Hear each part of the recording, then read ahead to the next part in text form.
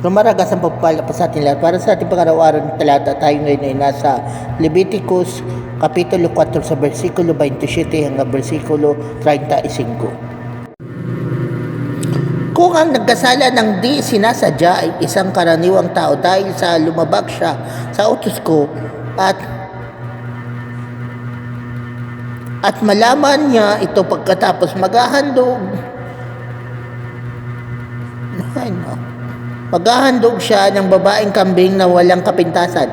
Ipapatong niya sa ulo ng kambing ang kanyang kamay at papatayin niya ito sa dakong pinagsusunugan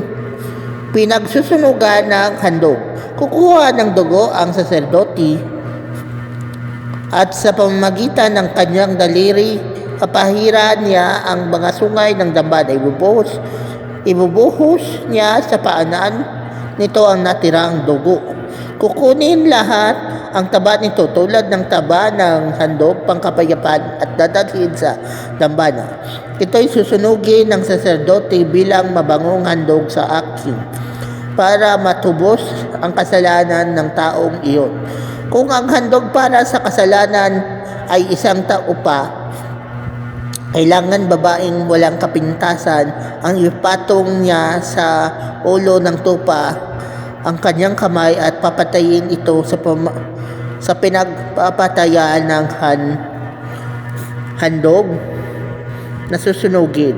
Kuha ng kaunting dugo ang saserdote at sa pamamagitan ng kanyang daliri papahiran niya ang mga sungay ng dambana ang pinagsusunugan ng mga handog. Ang natirang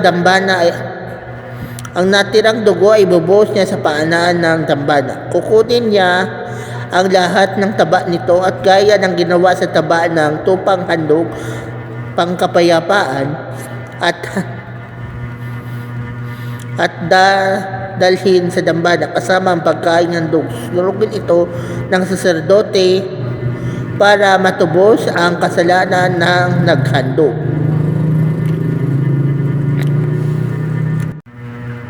So kumbaga, si Lord talaga kasi siya ay isang all-knowing. Kumbaga, yun ang naturalesa ni Lord. So aware siya na posible pa rin ang magkaroon ng private sin or personal sin. Kumbaga, kahit walang sa kanya nag-uudyok, siya mismo ay nagkasala. Ikaw o ako ay nagkasala. Kaya para sila ay mapatawad, yun, nagbigay si Lord ng ganitong uri ng command. Para naman sila ay ma-redeem, di ba? Pero hindi ibig sabihin nun na hindi na sila aharap sa consequence ng kanilang nagawang kasalanan. Mararanasan pa rin nila ang consequence. At kalaunan, pag kinahabagan sila ni Lord, mag-o-offer na sila ng sin offering. Kasi ang ibig sabihin nun, kinalugdan sila ng Lord at kinahabagan at napagtanto ng Panginoon na karapat-dapat pa silang mapagbigyan at mabigyan ng second chance. Diba? Pero, hindi lahat na nagkasala nabibigyan ng second chance. Hindi lahat. Okay? Ang example niyan ay si Achan doon sa book of Joshua. So, ang ginawa kasi nito ni Achan, noong napanahon na nasakop ng mga Israelita ang Jericho, may itinago si Achan na ginto at pilak sa ilalim ng kanyang tolda o sa ilalim ng kanyang tent. So, nagkasala siya. Kasi nga sabi ni Lord, lahat ng mga precious metals, tapos yung mga may monetary value, kumbaga, ay pwedeng, yung mga may monetary value, ang gagawin nila doon ay i-offer nila yun lahat kay Lord. So, i-offer yun lahat sa Diyos. Pero ito si Achan, sinuway niya, bagamat walang nag-udyok sa kanya, ang ginawa niya, itinago niya. May tinago siyang ginto at pilak. So, nagkasala siya kay Lord.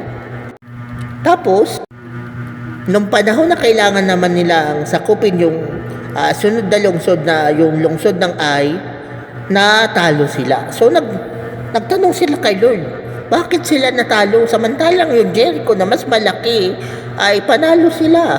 Dito sa ay talo sila na mas maliit. So, yun. Nung sumangguni sila sa Diyos, lumabas na si Achan ang may kasalanan. So dahil sa kasalanan niya, nadamay yung bansang Israel. Kaya siya, bagamat personal sin yung ginawa niya, siya lang ang gumawa noon, walang nag-udyok sa kanya, walang nagpasunod. So, ano nangyari sa kanya? Hindi na siya kinalugdaan ng Diyos. So, stone to death yung kinamatay niya, di ba? So, kumbaga, may mga nagkasala na hindi deserve na magkaroon ng second chance. Kasi sensitive naman si Lord kung karapat-dapat ka ba talagang bigyan ng second chance o hindi na. Katulad ni Achan, hindi na siya napagbigyan. Hindi na siya nabigyan ng second chance. So, patay siya. Pero since, siyempre, nasa New Testament na tayo, di ba? Hindi na natin pinapractice yung sin offering, yung sacrificial offering, yung burnt offering. Hindi na natin yung pinapractice. Pero, kailangan nating sumunod sa pinagpautos ni Lord. Di ba? Ano yun? Go and sin no more. So, si Lord mismo nagbigay ng ganyang command. Go and sin no more. Bakit? Kasi nga, napatawad ka na ng Diyos sa pamamagitan ng kanyang dugo. Kasi sa Old Testament, required na dugo. Dugo ng hayop, mapatawad yung mga Old Testament Israelites. Pero sa New Testament na tayo, dugo ng Panginoong Isus ang ginamit para mapatawad ka. Ganun yun. Di ba? So kung aware ka sa sarili mo, makasalanan ka at buhay ka pa at hindi ka pa namamatay, so ibig sabihin nun, deserve mo magkaroon ng second chance. So hayaan mo ang Diyos na gamitin ka. Si Apostle Paul nga, pinatay niya pa yung mga Kristiyano noon. O di ba kalaunan, anong nangyari kay Apostle Paul? Nagipang Apostle Paul. So, dati mamamatay ng Kristiyano pero naging Apostol Pablo. O di ba? Ganun si Lord eh.